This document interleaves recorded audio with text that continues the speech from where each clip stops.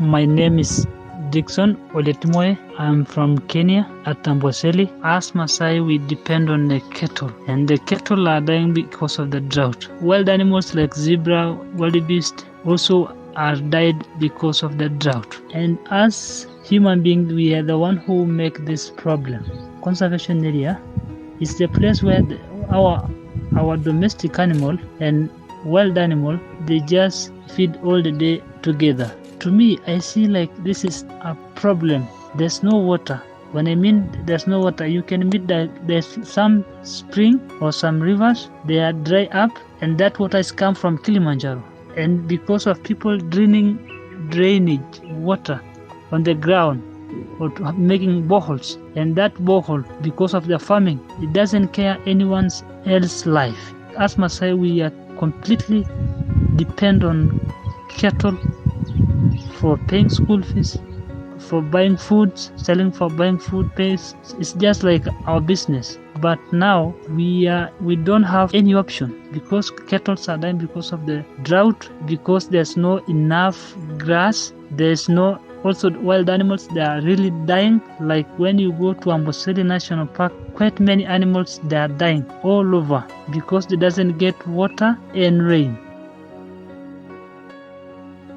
While Western Africa is currently experiencing major flooding, Eastern Africa has been afflicted with a drought of major proportions. One area especially hit is the Amboseli National Park, straddling the border between Kenya and Tanzania. The animals to be found within the park are dying due to the lack of grazing pasture and water. This condition has a knock-on effect for the pastoralists, who are responsible for maintaining the park conditions. They are fighting for their own survival, and the reason for tourists to visit the area is quickly dissipating. There is one part of the story that is directly related to our habits. Because the export of agriculture generates hard currency, there has been a special emphasis from the governmental authorities to promote agriculture where arid land is to be found.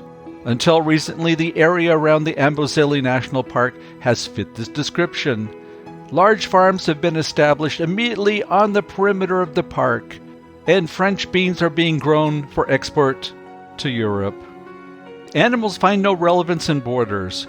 Their explorations take them to where food and drink are to be found, and the newly established farms are naturally attractive. Lest the export crop be eaten by the local animals, the farmers have established fences to keep the original inhabitants at bay. The farms tap into the remaining water supply. This causes the park to become especially parched, and the results have been predictable. The situation described is a stark reminder of the damage that we are directly responsible for due to our compulsion to exploit all areas of the world to improve our standard of living.